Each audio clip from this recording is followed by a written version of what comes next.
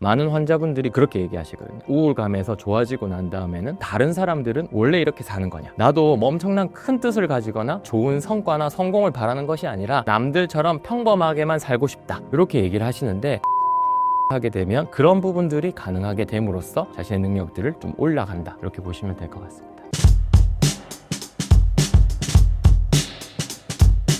네, 안녕하세요. 저는 정신건강의학과 전문의 윤동욱이라고 합니다. 저는 병원도 운영하면서 YD 퍼포먼스라는 인지행동 치료 센터를 운영하고 있고요. 실제적으로 많은 분들이 인지행동 치료를 쉽고 편하고 효과적으로 경험하기 위해서 연구, 개발, 그리고 치료를 하고 있습니다. 오늘 신사임당 촬영에 출연하게 돼서 너무나 영광이고요. 그리고 오늘 인지행동 치료의 핵심인 감정에 대해서 좀 얘기를 해볼까 합니다. 감정을 조절하면 일상생활에 어떤 변화가 생기나요?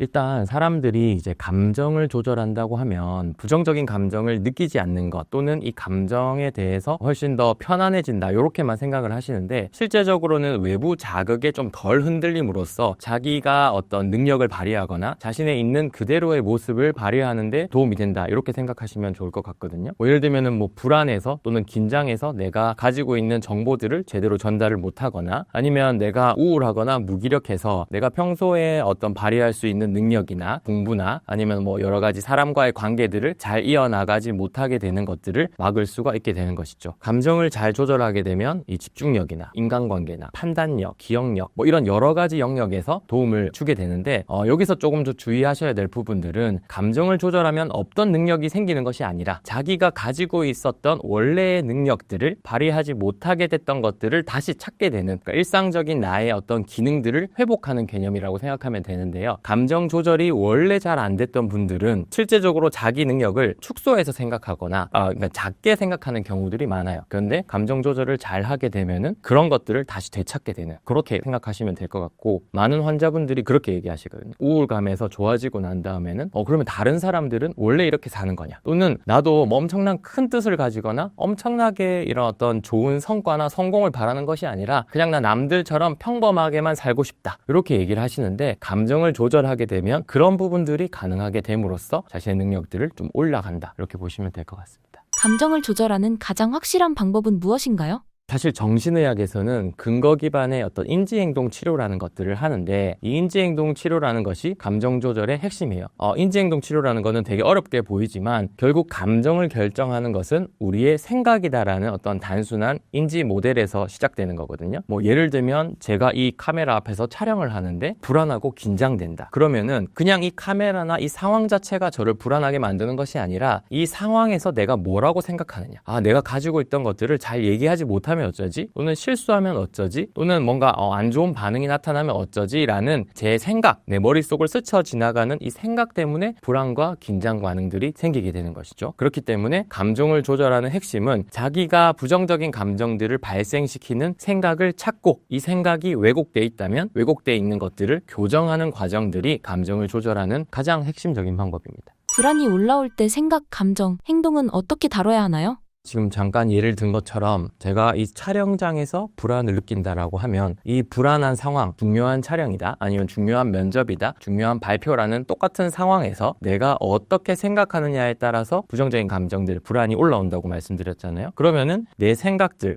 이거 내가 저 사람이 나의 발표를 형편없이 생각할 거야, 또는 내가 실수하면 이 발표는 끝이야, 이런 생각들 때문에 불안한 거고, 불안하면 어떻게 되냐면 사람이 회피의 반응을 보이게 됩니다. 촬영을 일찍 접는다든지 아니면 핑계를 대고 안 온다든지 피하는 반응들이 생기게 되는데, 이게 이제 불안과 관련된 생각과 반응, 행동 이런 것들인 거죠. 그럼 여기서 또 신체적인 반응들, 가슴이 두근거린다, 식은땀이 난다, 손발이 저리다, 이런 반응들까지 같이 나타나게 되는 거죠. 결국 처음에 말씀드린 사건과 그 다음에 이 반응 사이에는 우리의 생각들이 들어가 있는 것이고, 이 생각을 내가 어떻게 조절하느냐에 따라서 변화되게 되는데, 그럼 이거를 다루는 방법들은 내 생각을 찾아야 된다. 나는 무슨 생각을 하고 있어서 이 늘 불안한 반응이 생길까? 내가 친구들과 마주했을 때, 또는 낯선 사람과 마주했을 때 내가 무슨 생각들을 자주 발생시켜서 불안감을 일으키는 것이냐를 찾기만 찾으면, 이거를 바꿔주면 훨씬 더 편안해질 수 있고 불안감이 줄어들 수 있다. 하지만 주의해야 될 점은 불안을 없애는 게 목표가 아닙니다. 0으로 만드는 게 아니에요. 뭐 예를 들면은 뭐 발표를 많이 하는 사람들 앞에서 나서서 또는 사람들과의 어떤 관계들을 잘 맺는 사람들이 불안감을 안 느끼는 건 아니거든요. 누구나 긴장하고 불안감을 느끼는데 그 정도의 차이라는 거죠. 누군가는 뭐 한 10점 만점에 한 5점 정도의 불안감으로 인해서 뭐 약간의 긴장과 약간의 설레임을 느끼면서 사람들 앞에서 이야기를 하거나 사람들을 마주하는 사람들도 있을 것이고, 누군가는 어떤 생각들 때문에 9점에서 10점 정도의 어떤 많은 양의 불안과 긴장 때문에 회피하거나 잊어버리거나 뭐 실수하거나 이런 반응들이 생길 수 있다는 건데, 결국은 나의 그 핵심적인 생각들을 찾는 과정이 필요합니다.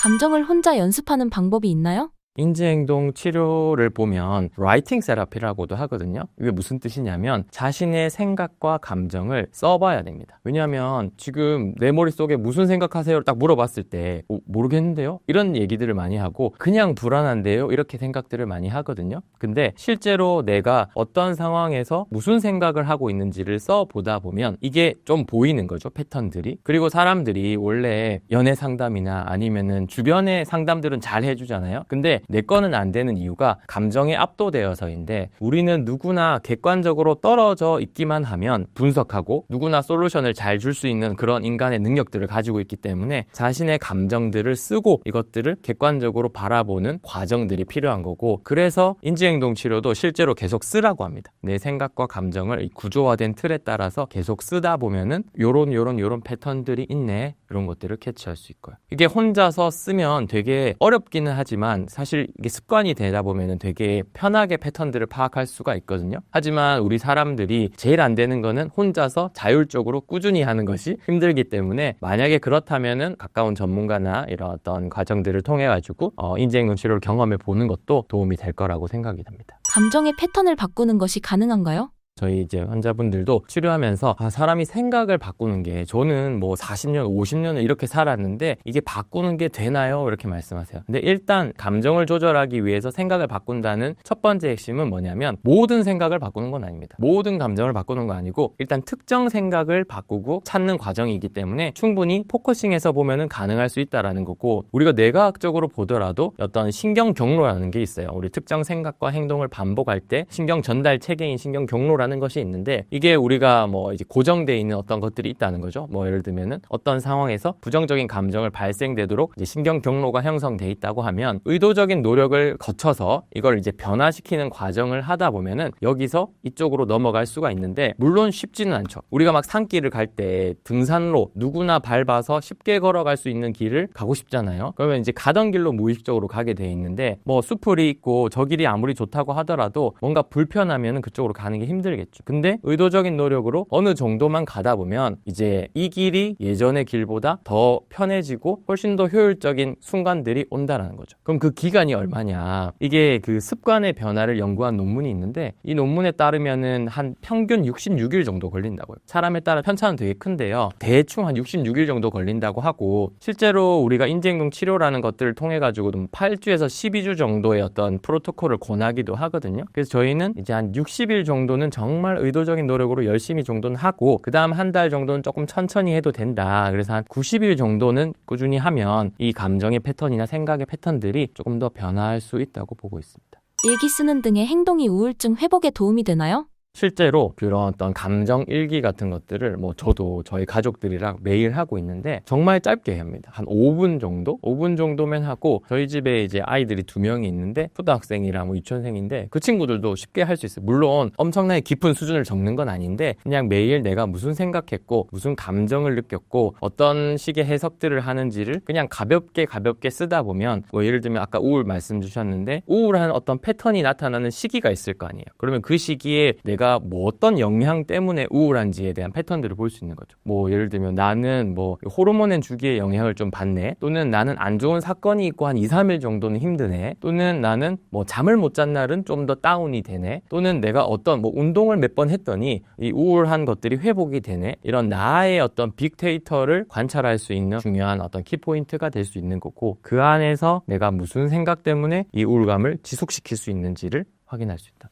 부정적인 감정을 인지하는 것부터가 변화의 시작인가요? 맞아요. 그렇기 때문에 자기가 무슨 감정을 느끼는지, 내가 어떤 생각들을 어떤 패턴대로 하는지만 알면 그다음부터는 아까 말씀드린 것처럼 내가 막 끼어들기를 할 수 있다는 거죠. 조언을 막 할 수 있어. 내 스스로에게. 아, 이건 좀 아니지. 아, 이거는 좀 안 해도 되지. 버려야 될 생각들을 볼 수가 있는 거죠. 그러면 이제 그 패턴만 정확하게 인지만 하면 훨씬 더 좋아질 수 있을 것 같아요. 불안을 없애는 것이 포인트가 아닌 건가요? 없애면 안 되는 거죠. 그 인사이드 아웃 보셨어요? 거기서도 이제 여러 감정들이 있는데 예를 들면 뭐 불안이도 있고 까칠이도 있고 있잖아요. 걔네들이 없어지면 예를 들면 불안이 없다. 그러면 이제 사고도 당할 수 있고 예를 들면 제가 불안이 없어요. 그러면 오늘 지각하거나 아 오늘이었어요? 약간 이렇게 되는 거지. 그러니까 우리가 일상생활을 하는 데 있어서 분노, 뭐 우울, 불안, 긴장, 두려움 이런 것들은 어떻게 보면 약간 필수적인 거죠. 근데 문제는 얘네들이 과도해지는 게 제일 문제인 거니까 어떻게 하면 얘네들을 잘 줄이면서 조절할 건지 그 다음에 또 긍정적인 감정만 계속 있는 것도 사실은 더 문제예요. 매일 행복만 느낀다는 건 불가능하기도 하고 말도 안 되는 거니까 얘네들을 어떻게 보면 잘 조율할 건지가 어떻게 보면 우리 인생에서 가장 중요한 부분인 거죠.